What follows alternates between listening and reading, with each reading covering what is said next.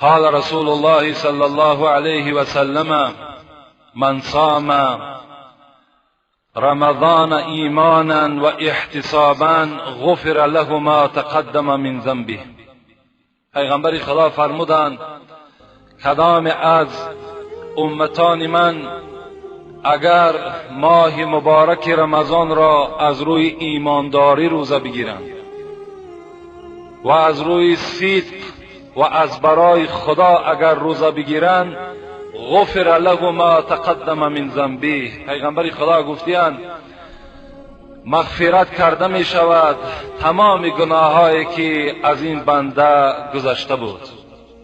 هر یک گناهی که از ما و شما گذشته بود، خداوند اگر روزه ما و شما از برای خدا باشد، از ترس خدا باشد، از بحر خدا باشد و در داخلش هیچ جنایت و هیچ ویران کردن قانونی رمضان اگر موجود نباشد، خداوند گناههای ما و شما را مغفرت می‌گرداند.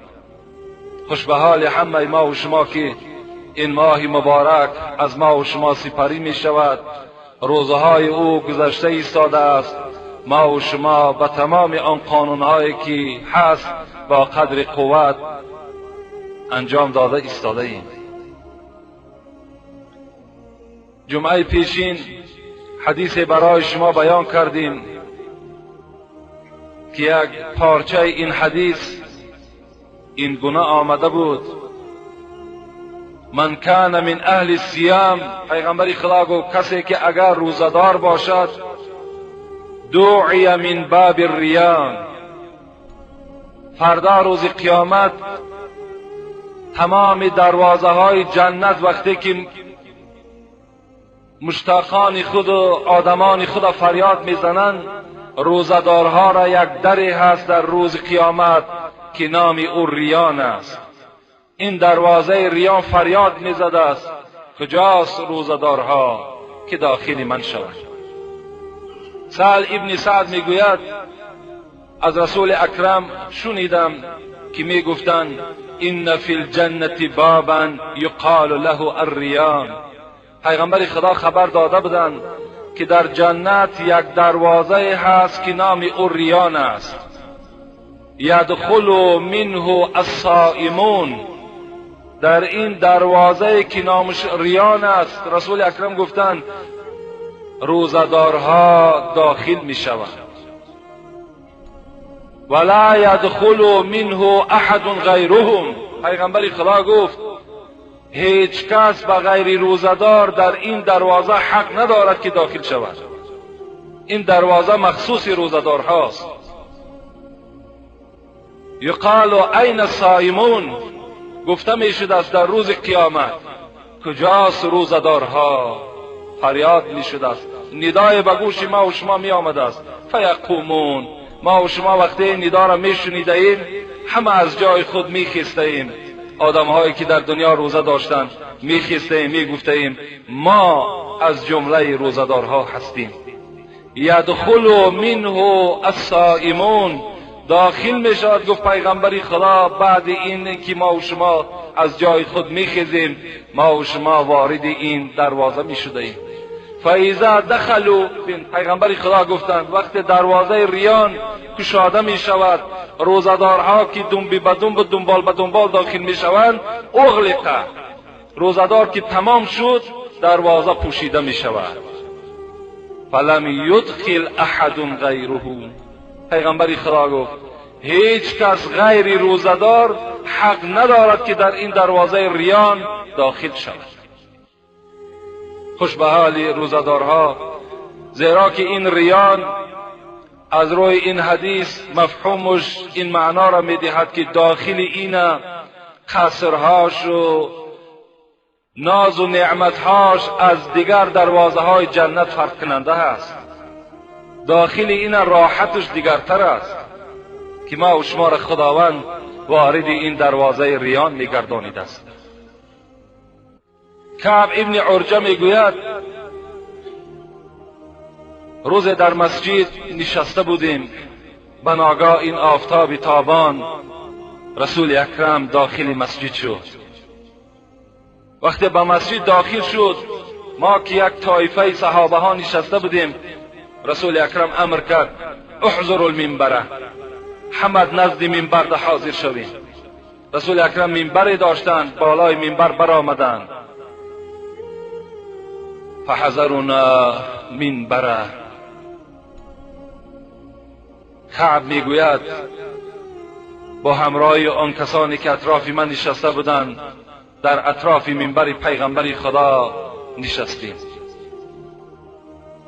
فلما رقیت درجتا فلما ارتقى درجتا قال آمین، فلما ارتقى الدرجة الثانية قال آمین، فلما ارتقى الدرجة الثالثة قال آمین. کعب میگوید وقتی پیغمبر خدا که 3 زینه داشت در منبرش، بالای یکم قدم گذاشت گفت آمین، بالای دویم زینه قدم گذاشتن گفتن آمین، بالای 3م قدم گذاشتن و نشستن گفتن آمین. فلما نزل، وقتی رسول اکرم میگه خطبه را خواندن، پایان شدن از خطبه، قلنا یا رسول الله، همه کسا گفتیم پیغمبر خدا، سمعنا منك اليوم شيئا ما كنا نسمعوه. پیغمبر خدا، امروز این واقعه را که در بالای منبر از شما ما مشاهده کردیم و از زبان شما 3 بار کلمه آمین صادر شد، باری هم ما نشنیده بودیم. چی بود؟ برای چی دعا کردی؟ قال رسول الله صلی الله علیه و سلم عرض لی جبرائیل. ای اصحاب من گفت وقتی من قدم اولی خود بالای منبر گذاشتم، این زمان جبرائیل امین از آسمان پایان شده بود و یا من میدیدم، مشاهده میکردم و به سوی من گفت بعود من ادرک رمضان فلم یغفر له قلت آمین. حضرت میگد به سوی من گفت هلاک شود آن بنده ای که ماه مبارک رمضان بیابد و بزم این مغفرت گناه نشود. من گفتم آمین، هلاک شود. و در دیگر روایت می آید که حضرت جبرائیل مرا مجبور کردن که قل آمین، قلت آمین. وقتی من گفتم، میگه جبرائیل گفت هلاک شود آن بنده ای که در ماه رمضان مغفرت گناه نمی شود، من خاموش بودم. جبرائیل بر من امر کرد بگو آمین. من گفتم آمین. دویم زینه قلم گذاشتم، بعود من ذکرت عنده فلم یصلی علیک قلت آمین. دویم زینه وقتی من قدم گذاشتم، به سوی من گشت و گفت هلاک شود آن بنده ای که وقتی نام پاک تو محمد در نزد اونها ذکر می شود و اونها بر تو صلوات نمی فرستند، هلاک شود. من گفتم آمین. در سوم قدم مبارکی که من گذاشتم، جبرائیل بر من عرض کرد بعود من ادرک ابویه الکبر عنده احدهما فلم یدخلاه الجنه. سوم قدم صدای جبرائیل این بود که هلاک شود آن بنده ای که پدر یا مادر یا یکی از این دو را در حال حیات می‌یابد و بزم این داخل جنت نمیگردد، هلاک شود این 3 طایفه. ما و شما میگذاریم در مذاکره این 3 چیزی که 2 دعای خیلی بزرگ، دعای جبرائیل، دعای رسول اکرم در حق این 3 طایفه بی‌نصیب دعای خیلی بد کردند. هلاک شود جبرائیل گفتند. این ملائک مقرب درگاه دعا کردند هلاک شود. بهترین مخلوق خدا محمد آمین گفتند. این کار عادی نیست، این دعای عادی نیست. یکم کسی که ماه رمضان بالای او می آید، زنده هست، سلامت است و مغفرت گناه نمی شود. برادرای عزتمند، چندین جمعه من برای شما خبر می دادم از جنایت کردن در ماه رمضان اجتناب کنید. ماه رمضان خیلی ماه نازکی هست، اگرچه داخلش همه رحمت خدا باشد، همه مغفرت خدا باشد، لیکن با خود بعض نازکی های دارد که برای شما خبر دادیم برادرها. از خیانت کردن، از دروغ گفتن، از تهمت کردن، از حق یک برادر تله و تاراج کردن، از اینها، از حسد، از کینه دور باشید. به سبب اینها شما مغفرت گناه میگردید. و الا اگر شما روزه داشته باشین و بازم این چشمهای شما به سوی زنهای نامحرم روانه باشد، هوس شما به سوی زنهای فاحشه کشاده باشد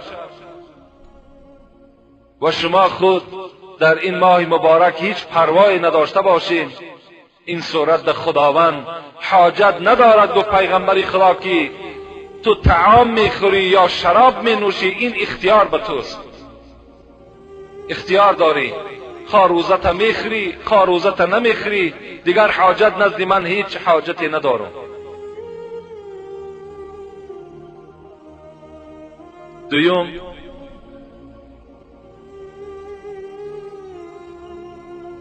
فکر میکنم در باب رمضان صحبت من در همینجا به پایان میرسد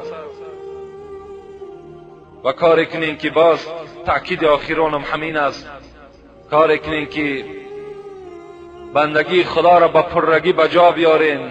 ماه رفت، دهه رحمت رفت، دهه مغفرتم در عرفه انجامیابی است. یک جمعه یا دو جمعه دیگر میخوانیم به همین خاتمه مییابد، پشیمان میشویم، دیگر فایده ندارد.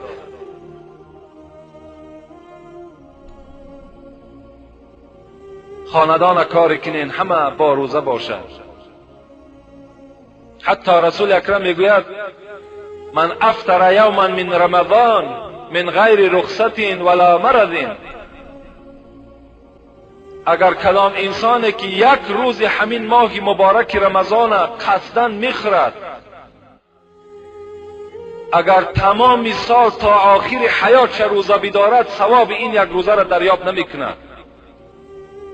اگرچه کفارت یک روزی به قصد خوردن 61 روزم که باشد، شما اگر تا آخر حیاتتان 20 سالم که باقی باشد روزه بدارین، اگرچه از گردن شما ساقط می شود، لیکن ثواب یک روزه را شما دریافت نمی کنید.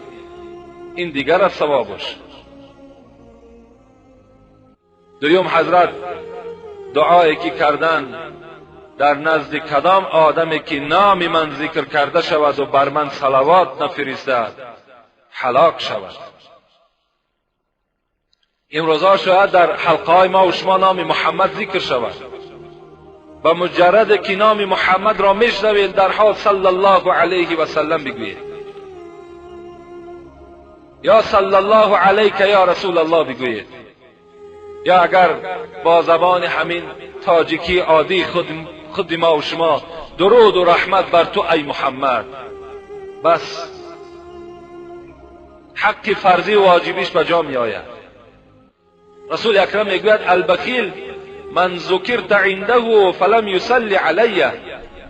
آیا من آدم بخیل را برای شما معاینه کنم، برای شما روشن کنم؟ کی هست بخیل در بین شما؟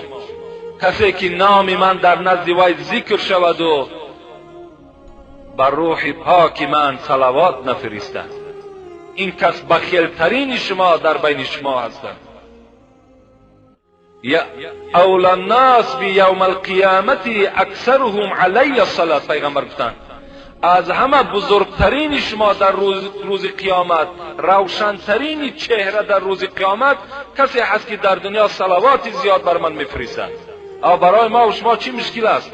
صلی الله علیه و سلم گفتند یا درود و رحمت بر روح پاک تو ای محمد که از زمان تو آمدی ما از جهالت خالی شدیم. خدا در قرآن شما را مدح میکند که از روزی که رسول اکرم آمدند شما از جهالت خالی شدین.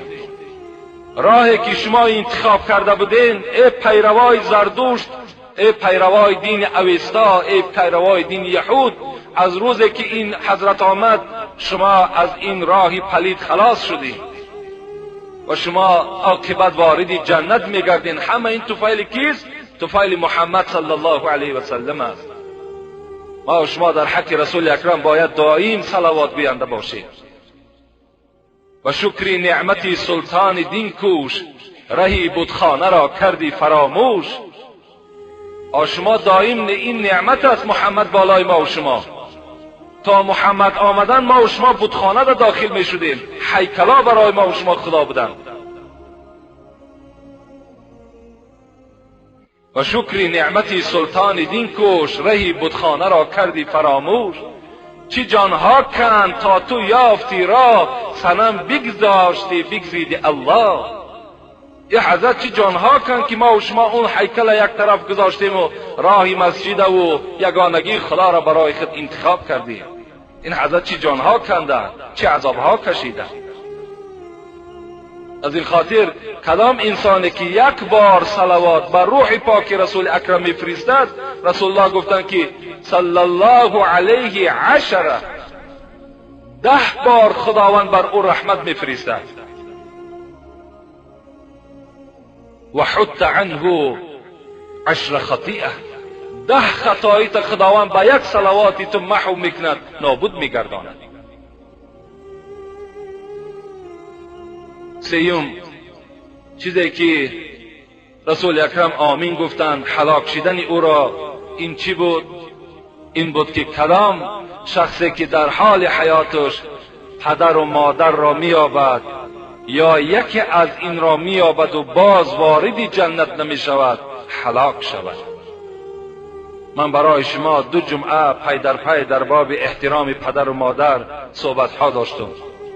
فکر میکنم که انشاءالله همون صحبت ها برای آدمی با عقل و با فهم کفایت کننده است و کسانی که نشنیده باشند با یک سخن عادی برای شما میفهمانم که احترام پدر و مادر این معنای او را دارد که شما عاقبت داخل جنت میشوید، از تمام عذاب خدا نجات میابین به سبب احترام پدر و مادرتان. با پدر و مادر معامله خوب کنین، پدر و مادرتان احترام کنین. پدر و مادرتان که نزد شما وارد شد با صدای لبی گویا او را قبول بسازید. حتی رسول اکرم میگوید صدای مادر یا پدر بلند شد باید در نماز نافله باشین، نماز قطع کنین، لبیک گفته از جای خود خیزین که این عبادت خداست. عبادت قطع کنین، صدای مادر را لبی بگویید.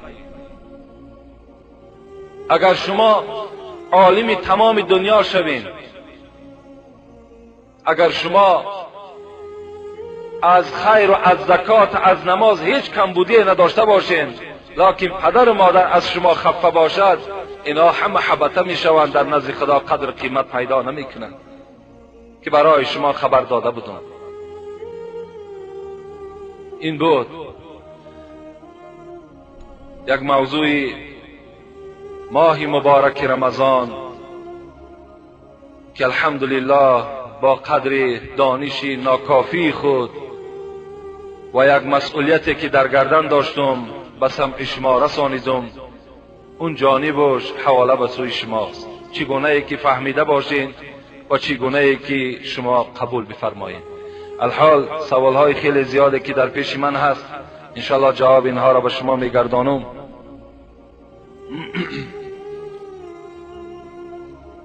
السلام علیکم داملای محترم، از شما خواهش دارم که درباره عده زنها ترکه و بعد 4 زن باز نکاح ممکن نیست گپ زنید، زیرا مردم این فرضهای خدا را سهل میشمارند.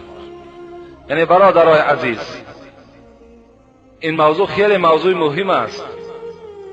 موضوع عده خیلی موضوع مهمی است. عده گفته مهلت میگن. زنهایی را که اگر ما و شما طلاق میدهیم، اگر زنی جوان باشد که حیض میدیدگی باشد، یعنی خون میدیدگی باشد، وای تا اگر 3 حیض نبیند نکاح کردن او و او را با یک مرد دیگر بزنی قبول کردنش تماما جایز نیست. کسی که اگر در مدت همون حیض، یعنی بعد طلاق کردن مرد، اگر از همین روز مرد طلاقش کرد، 3 حیض اون زن نگاه میکند. از همین 3 حیض که پاک شد میتواند که چکار کند؟ میتواند که کلام خواستگاری که به سر او بیاید نکاح کرده و زندگی کند. و الا در همین مدت عده، اگر در همین مدت 3 حیض ناگذشته 1 روز است، نیم روز است یا 1 ماه گذشت، اگر نکاح کرده گرفت، خانه وی حرام است، فرزندای او همه ولد زنا هستند. اینا را شما اهمیت بتید. در تمام خانه ما و شما این واقعه ها رخ میدهد. باید که کاری کنید. دختری که حیض میبیند 3 حیض بعد میتواند شوهر کند. اگر مردی که از دنیا میگذرد، زنی وی کی میتواند شوهر کند؟ بعد 4 ماه و 10 روز. 4 ماه و 10 روز که گذشت، عده مردی که زنی که شوهرش مرده باشد 4 ماه و 10 روز است. خب عده زنهایی که پیرانسال هستند، یعنی تماما اونها عده یعنی حیض نمیبینند. از 50 بالا که شد زن در کتاب ها میگد دیگر حیض نمیبینند، خون نمیبینند. اینها را وقت شوهرهاشون طلاق داد یا اینکه اینها خواستند که اگر شوهر کنند 3 ماه نگاه میکنند شوهر میکنند. اگر در همین مدت هایی که برای شما معین کردم و عیان کردم، اگر پیش از این کدامش نکاح میکند، وای خانهش حرام است، فرزندی که تولد میکند وای ولد زنا و حساب میرود. اینا شما گوش اندازین. دویم ترکه اصلا فرض است. ما و شما هیچ به این عمل نمیکنیم.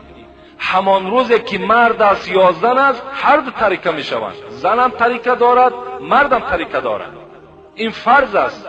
همان روز جنازه باید که ترکه کرده شود. ما مردم 1 هفته میگذرونیم، بعدا بعد داملا میکویم که ترکه کنند. ترکه همون روز اول است.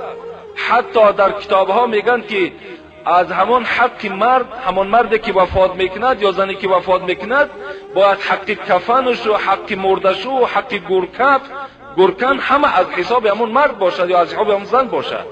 در حالت ترکه این معین میشود. اینا شما کاری کنید که همون پیشوایی که در محله دارین، همون روز اول کاری کنید که همین کار به انجام برسونید. این فرض است. اگر ترکش کنید شما گناهکار میشید.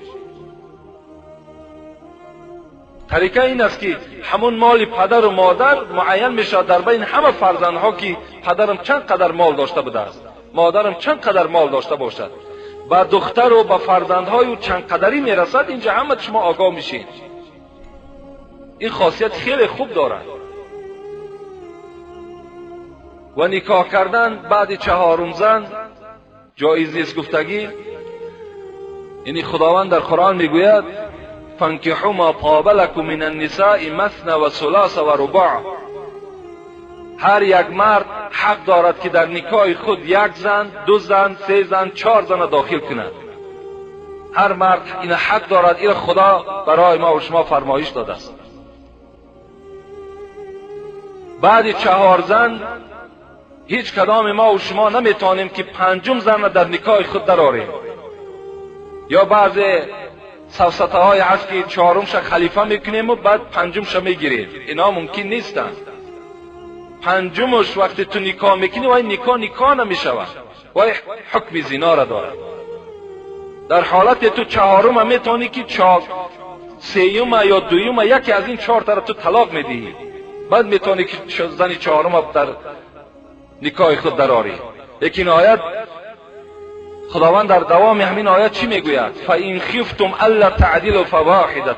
جوانای عزیز، خداوند این 4 زن و 3 زن و 2 زن برای آن کسانی امر کرده است که آنها از عهده زندگی میبرایند.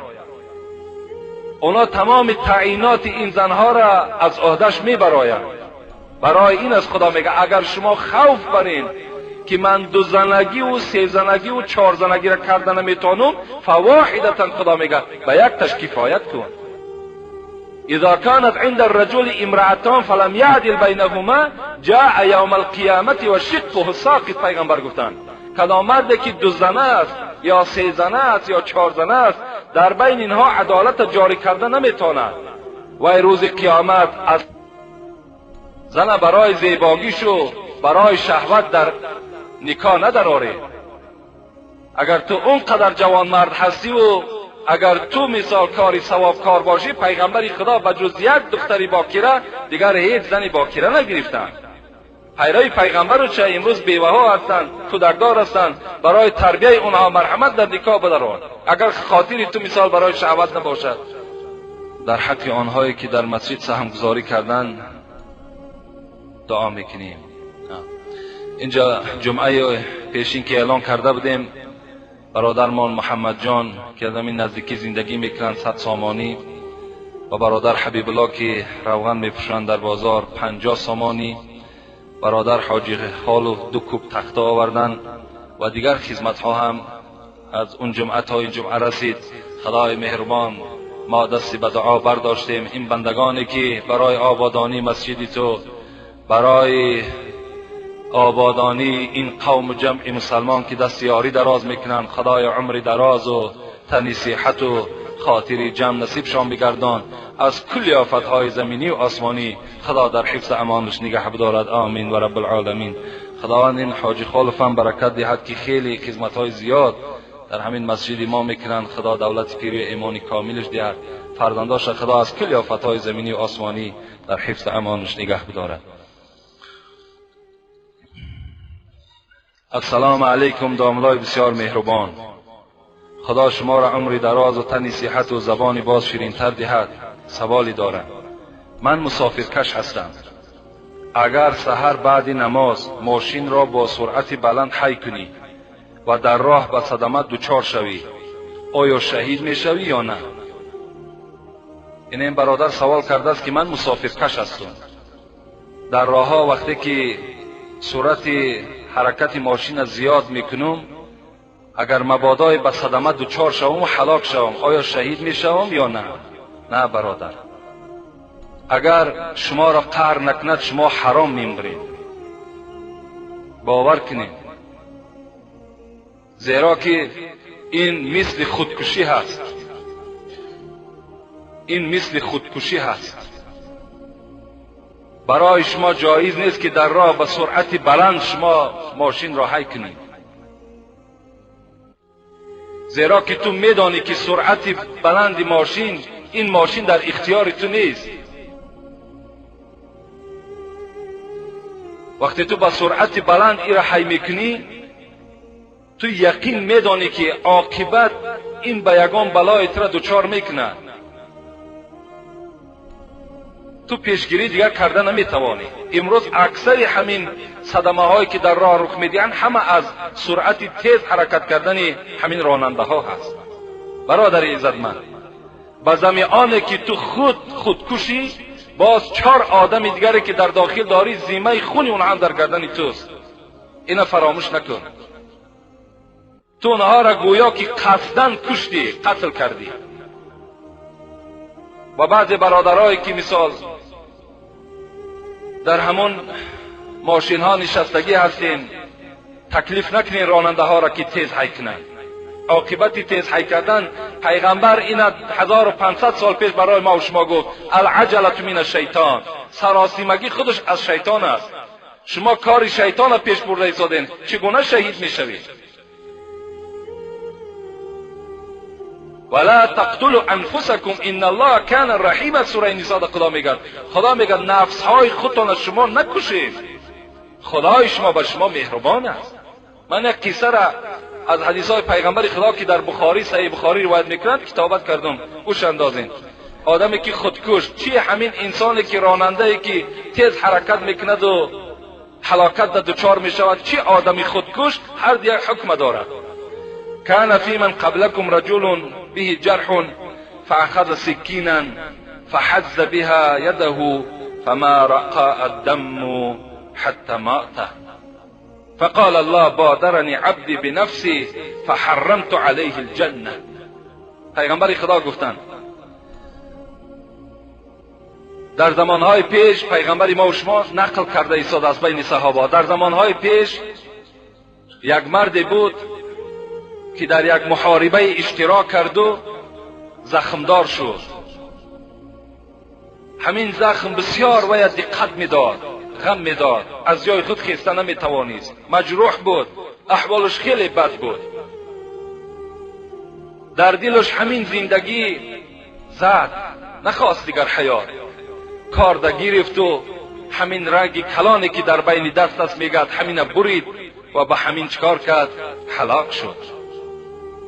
خداوند با پیغمبر همون زمانه خبر داد که بادرنی عبدی به نفسی، این بنده من برای از دنیا گذشتن پیش از آن که تقدیر بالای آن بیاید این یک سرعت تیز برای خود اختیار کرد، یعنی پیش از مهلت خودش را کشت. فحرمت علیه الجنه، از این خاطر من بر این بنده جنت را حرام گردانیدم. برای انسانی که نخواست دیگر حیات و مشقت بالای خود روا ندید و خواست که تیزتر از دنیا بگذرد، من بر این کس چیکار کردم؟ مادامی که خودش کشت من برای این جنت را حرام گردانیدم.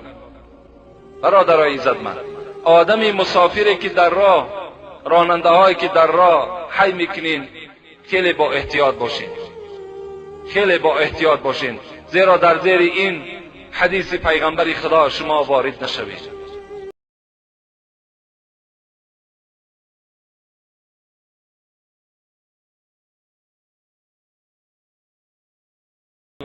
داملای شیرین سخن، پیری من در ماشین سازکنی یک آدمی عروس است. وی با کتاب خودشان انجیل باوری دارد. مرا میگویند که پیری تو عروس است، کارت بی‌برار میشود. برادران خب کنین، وقتی در آمدین داخل شدین در مسجد، قاعده مسجد امین است، ها تا که گذاشتی خدایا درهای جنت بر روی من بگشا و جایی که یافتی جاده بنشین. وقتی صحبت، وقتی سخنرانی نیست. برادرای عزیز، ما و شما کمک گرفتن از کافر گناهگار نمیشیم. ایرا یوسف قرضاوی در کتاب حلال حرام خود بسیار خوب بیان کردگی هستند. اگر ما و شما از مردم کافر چی اختصاصی نباشد، چی کسبی نباشد آموختند، ما گناهگار نمیشیم. برعکس رخصت است. رخصت است که کدام آدمی که اگرچه دین ندارد، حالان که این آدم با یکی از کتابهای خدا که انجیل است باز باوری دارد. ما با اهل کتاب، آدمایی که با انجیل حتی باوری داشته باشند، صدقه دادن ما جایز است، هدیه دادن ما جایز است، از اونها صدقه و هدیه را قبول کردن ما جایز است. اتقوا الله فی دعوت المظلوم و این کان کافرا. پیغمبر میگه شما از دعای بد مظلوم پرهیز کنین، اگرچه کافر هم که باشد، از دعای بدش پرهیز کنین. برادرها را ملامت نکنین.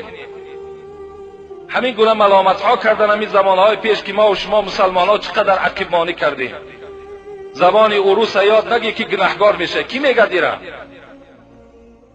امروز مردم ما و شما امروز احتیاج به دولت های همون روسیه پیدا کردن. اگر زبان اونها را میدونستن امروز مشکلات بالای اینا نمی آمد. کاری کنین بچه ها، امروز خدا را شکر کامپیوترها کشاده شد، زبان های انگلیسی را یاد بگیرید، عربی را یاد بگیرید تا که در دنیا شما خار نشید. تمام زبان یاد گرفتن، تمام اختصاص یاد گرفتن برای ما و شما جایز است. رسول اکرم میگوید وقتی که من مدینه میرفتم با همراهی چند صحابه، پیش ما کی بود؟ عبدالله ابن عریقیت است. این میگه پیشوا بود که این مشرک بود، میگه وای راهنمایی میکرد، راه مدینه را برای ما نشان میداد. اگر مدد گرفتن از کافر خطا میشد، امروز اون روز پیغمبر خدا پیش راهنما یک مشرک قرار نمیداد. برای همین چی اختصاصی نباشد، از کدام کافر است، مشرک است، شما بیاموزید، شما بیاموزید. این غلط نیست. حتی کتاب زکات، کدامید که مختصر خان باشین، کتاب زکات تماشا کنین، میگوید بغیر زکات، در کتاب مختصر شرح شده میگه بغیر زکات دیگر تمام صدقه حتی آدم کافر دادن جایز. ما که شما را توصیه ندادیم که برده کافی را صدقه بدین در حالتی که مردم مسلمان و همسایه خود تشنه و گرسنه است. لیکن فتواش میگم، حدیث برای شما بیان کرده ایستادم. ملامت نکنید، کارش بی‌برار نمی شود، کارش با برار می شود. باز دعای چند مسلمان دیگر را می گیرد. بگذار که متخصص شود. السلام علیکم داملای محترم. من یک برادر دارم، بسیار به طاعت و عبادت بود. روزهای دوشنبه و پنجشنبه روزدار بود. در 3 روز 2 مصیبت روی برادرم آمد. یکی مادرمان از دنیا گذشت، دیگر فرزند صنف 4مش. یک باره این برادر عبادتهایش را قطع کرد، گویا که ناراضی شد از این مصیبتها. من کسیته های شما را گوش میکنم. میخواستم چیزی در این موضوع گپ زنید تا که به گوش برادر به واسطه کسیته رسانم. بسیار خواهش میکنم، التماس، من و برادرم به شما بسیار اخلاص زیاد داریم.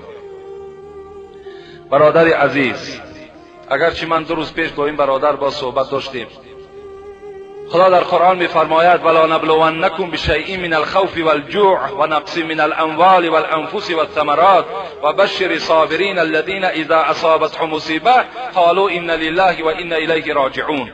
خدای ما و شما که خالق ما و شماست فرمایش میدهد ای بندگان من، شما را من در 5 چیز امتحان میکنم. یکم، خوف بالای شما میارم. مثل که دیروز یک خوف بالای ما و شما آمد. بعضی برادرای نمازخوان جای نمازها را جمع کردند، مسجد آمدن را قطع کردند. بعضیاش عرق نوشیدند که تا که اونها را در عذاب و مشقت گرفتار نکنند. بالای شما خوف میارم. گفت نگاه میکنم چگونه خدا را عبادت میکنید. والجوع، خاندان تو را دسترخوان تا خالی میکنم، بالکل در دسترخوان چیزی یافت نمیکنی. نظر میکنم که در حالت داشتگی چه خیل عبادت میکردی، در حالت گرسنگی چه خیل عبادت میکردی. و نقص من الاموال، در مال تو، در ثروت تو نقص پیدا میکنم، کمبودی میارم. نظر میکنم چگونه تو عبادت خدا را دوام میدی. والانفس، فرزندی تو را، خواهری تو را، برادری تو را، پدر مادری تو را همشه به هلاکت میرسانم. نظر میکنم در روز مصیبت تو چگونه خدا را عبادت میکنی. و ثمرات، اگر زراعت و باغ داشته باشی در باغ زراعت ضرر بیارم. نظر میکنم کنی احوال تو چگونه میشود. در این 5 چیز ما و شما را خدا دائم امتحان میکند. در دوامش خدا چی گفت؟ و بشر صابرین، کسانی که در این 5 امتحان من صبر کننده هستند، این مصیبت های من صبر کننده هستند، اینها را بشارت ده ای محمد. الذين اذا اصابتهم مصیبه قالوا ان لله و انا الیه راجعون. وقتی این مصیبت ها بالاشان آمد و باید که اونها بگویند ما از خدا هستیم و به سوی خدا بازگشت داریم، وقتی این سخن گفتند اینها را بشارت بده. برادر عزیز، وقتی که اگر تو عبادتهای خودت ترک کردی، معنای این را دارد که خداوند در حدیثهای قدسی میگوید و من لم یرضا بقضایی ولم یشکر علی نعمایی ولم یصبر علی بلایی فلیخرج من تحت السمای و فوق الارض فلیطلب سوای ربی. کدام بنده من اگر در بلای من صبر نمیکند، در نعمت من شکر نمیکند، در تقدیر من کردگی راضی نمیشود، از زیر آسمان من، از بالای زمین من دور شود و برای خود خدای دیگر را طلب کند که من همچنان خدا هستم. در محبت هر کی او دعوا کند 100,000 امتحان بر وی کند. گر بود صادق کشد باری جفا، گر بود کاذب گریزد از بلا. برادر کاذب نشو، دروغگو نشو، بنده اساسی شو. ایمان قوی قطعی در این روزهای مصیبت چکار کن؟ باز شکر تا زیادتر کن، باز طاعت تا زیادتر کن. اگر تو در نزد خدا بخواهی که جزای بگیری. ابو سلمه میگوید، یک قصه یادم آمد. ابو سلمه میگوید روز نزد پیغمبر خدا بودم.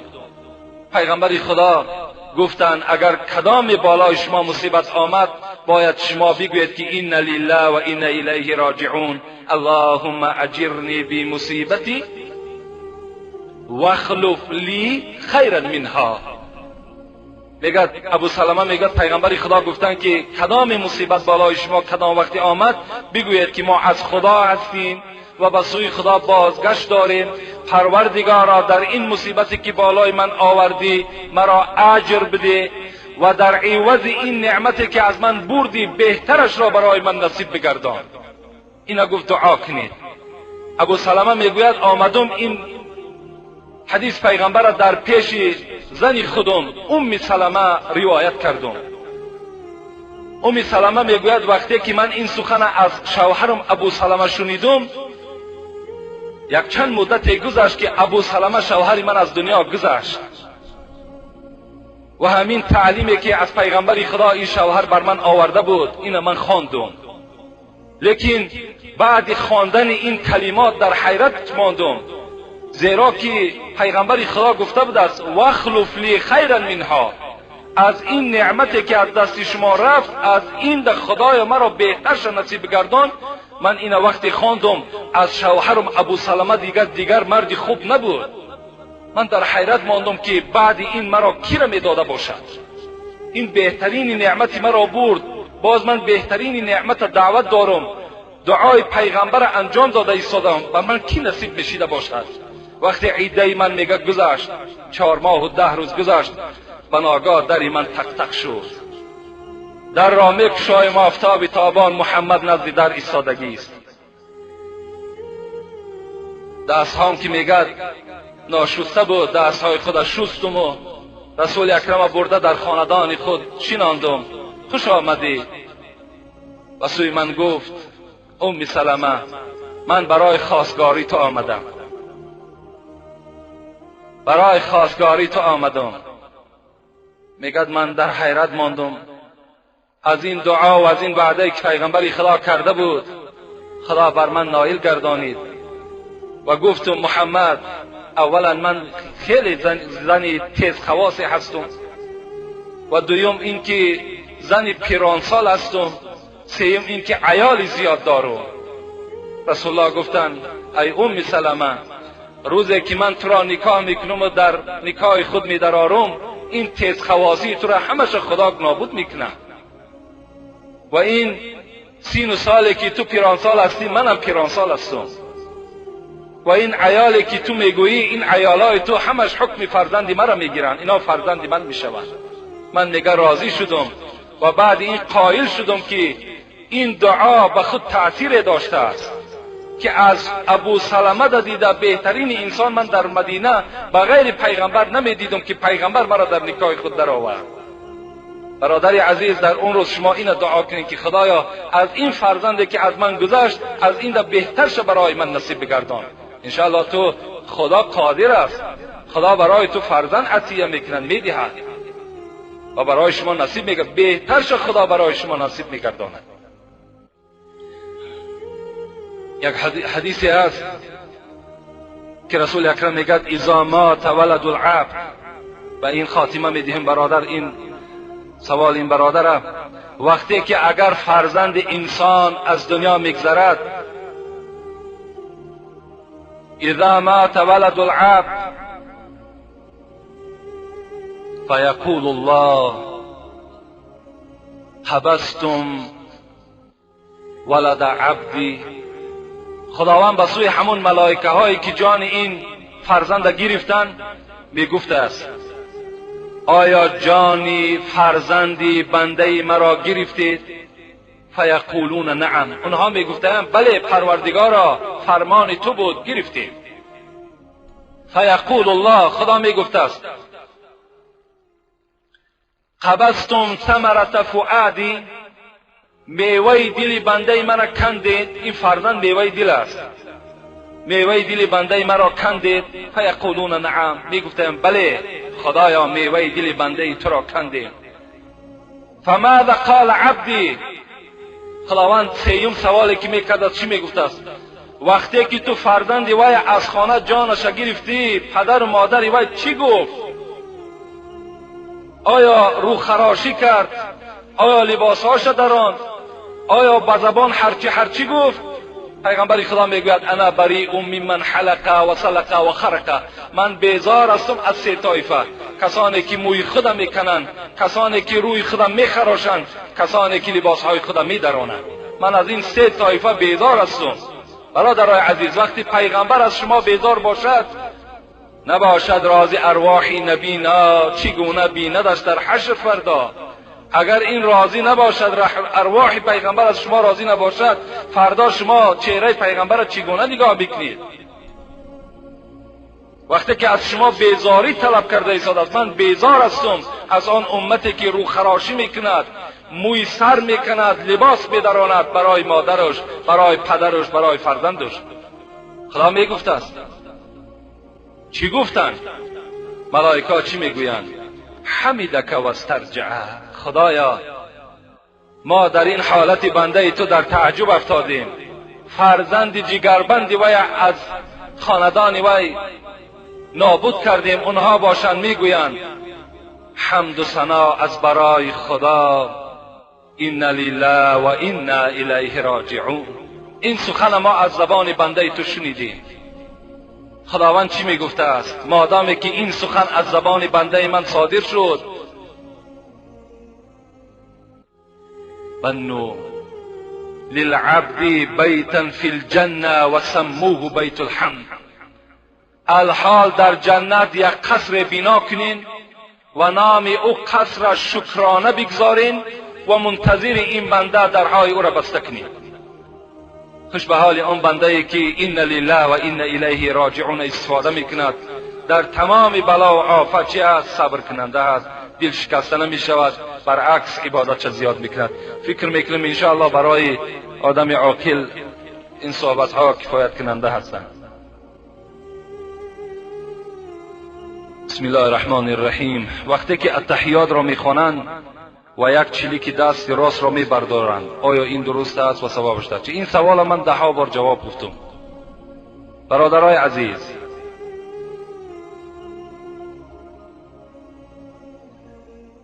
در حالت التحیات خواندن ما و شما به اشهد ان لا اله الا الله میرسیم، همین دست چلیک ما میبرداریم. اینا سنت پیغمبر خداست. 36 حدیث صحیح پیغمبر خدا در همین یک برداشتن چلیک آمده است. 36 حدیث صحیح پیغمبر خدا.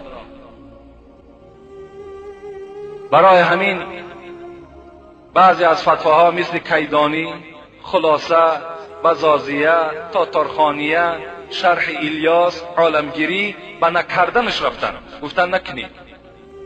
لکن رسول اکرم کردند، چهاریار کردند، 4 مذهبی برحق کردند. شما اختیار کنید کدام از زینه های اینها را قبول میکنید. خداوند در قرآن میگه و ما اتاکم الرسول فخذوه و ما نهاکم عنه فانتهوا. چیزی که پیغمبر خدا برای شما آورد و یا قبول کنید، از چیزی که پیغمبر خدا شما را منع کرد و یا چیکار کنید؟ رد کنید، قبول نکنید. از این خاطر برای کسی که همین برداشتن انگشت مشکل افتاد، وای به سوی همون جوان نگاه نکند یا وای مثال یگان تنبیه و یگان تحقیر نکند. خود نمی برداری، برادر تا تحقیر نکن. رسول اکرم گفتن فهیه اشد علی الشیطان من حدید، من ضربة الحدید. همین یک برداشتن انگشت برای شیطان وزنینتر و مشکلتر است از آنی که به یک آهن در تار سر شیطان زده شود. 30 بار ما از حدیث بیرون شده نمیتونیم. چیزی که هست کسانی میگن در حضرت ابو حنیفه نکردن، انشاءالله کتابا در نزد ما هست. فقه الاسلام و ادلته 12 جلد است. در همون گفتن ابو حنیفه فقط حضرت همین تا میگذاشتن و همین یک انگشت میپرتاشتن، میبرداشتن و میپرتافتن، دیگر جمع نمیکردن، انگشت مشت نمیکردن. برای همین اختیار دارین، پیرو ابو حنیفه باشین، مثل ابو حنیفه اجرا کنین، انشاءالله ثواب میگیرین. السلام علیکم داملای عزیز، کی افتخار ما مردم هستی. سوال دارم، آیا زنی که وفات میکند در شکمش کودک دارد که وای زنده هست، چیکار کنیم؟ یک ملا را پرسیدیم، گفت که اگر یک موی بدن مرده را بکنی گناهگار و در نزد خداوند جوابگویی و آن مرده در حق تو دعایی بد میکند و این در مذهب ما نیست. برادر فهمیدین به فکرم سواله؟ یک زن از دنیا میگذرد و در شکمش فرزند دارد. خود گذشته تو فرزند زنده هست، چیکار کنی؟ این برادر ملا گفته است که مذهب ما در جایز نیست حتی موی بدن او را کندن. موی بدن کندن و از این مسئله باید که ما استثناء کنیم. اون ملا این موی کندن و موی سر شانه کردن این دیگر موضوع است و این فرزندی که در شکم این زن است این دیگر موضوع است. مذهب ما از دسته بعضی همین ملاهایی که مذهب ما باور که همین مذهب ابو حنیفه قریب سیاه شده ایستاده است. چیزی را که نمیدانی از مذهبت این گونه فتوا نده. رسول اکرم میگه من افتا بغیر علم کان اسم علی من افتا. کسی که اگر به علم فتوا میدهد وای در این فتوای دادگیش در نزد خدا گناهگار است. همین ابو حنیفه که ما مذهب ایشان داریم، ما صدقه ابو حنیفه میشیم، ما خاک پای ابو حنیفه نمیشیم. و همه شما را دعوت میکنم که از مذهب حضرت هیچ وقت ما و شما باید جدا نشویم. زیرا ابو حنیفه را امروز مردم ما نمیشناسند. خود ابو حنیفه میگوید فتوا ندهین در صورتی که ندانین که من خود از کجا گفتم. تا وقتی ندانین که همون سندی که من روایت کردم سند اگر شما ندانین شما از نام من روایت نکنید. امروز همه فتوا میدهد. از خدا بترسید. فتوا این آشکاری و پلاخری نیست. این فتوا خواندن و فتوا نگاه کردن این کتاب کشاده میکنی، تفسیر نگاه میکنی، معنای حدیث نگاه میکنی. نمیدانی شرم نکن رفته مرحمت از فلان داملا بپرس بگو. اینش در تو ثواب میگیری. وقتی اگر همچنان شد مذهب ما و شما و مذهب امام شافعی اتفاقند. میگوید که وقتی همین حالت که رخ داد در حال کارچه را بگیرین شکم پاره کنین، شکم وای پاره کنین، این فرزند از داخل شکم بیرون کنین. اینا مذهب ابو حنیفه و مذهب امام شافعی میگه. مذهب امام احمد اجازت ندادن. مذهب امام مالک باشد فتوا با مذهب ابو حنیفه دادن. گفتن چاک کنین، طفل بگیرین. اگر مبادا زنده آمد خوش به حال همه ما و شما. اگر زنده نآمد یگان حرکت نداشته باشد تمام باید میپیچونیم برده میگرانیم. تمام میشود فتوا بر جای خود آمد. مسئله حالش همین است. ابو حنیفه را وقتی میگه سوال کردن آیا در یگان مسئله پشیمان شده ای؟ حضرت گفتن یک مسئله را من جواب گفته بودم لیکن نمیدانم که حالی وای چی شده باشد. گفتن چی مسئله است؟ گفت یک زنی را در حالت حمل فتوا دادم که شکم وای پاره کنند، حالی و فرزند چی شده باشد؟ اون فرزند در نزد ابو حنیفه خود سوال کننده بود. گفت همان زنی را که تو فتوا دادی و از شکم وای فرزند بیرون کردن الحال همون فرزند من هستم. همون فرزند من هستم که امروز خداوند مرا عالم ساخته است، خدمتگار اسلام کرده است. و آخر دعوانا ان الحمد لله رب العالمین. پروردگارا از ثواب و فضیلت این نماز جمعه همه ما و شما را برخوردار بگرداند. خدا عاقبت همه ما و شما را به خیر بگرداند. خدایا طاعت عبادت های ما و شما را باز هم زیباتر و زیادتر بگرداند. تمام آن بندگانی که خیر و احسان کردند و یا میکنند و در مدد این مسجد دستیاری دراز کرده ایستادند، خدایا از کل آفتهای زمینی و آسمانی در حفظ امانش نگهشان بداری و سردارهایی که بالای ما سر ما و شماست خدایا در دل آنها محبت این ملت جایگیر بگردانی، توفیقشان خدایا رفیق بگردانی. ربنا افتح بیننا و بین قومنا بالحق و انت خیر الفاتحین برحمتك یا ارحم الراحمین.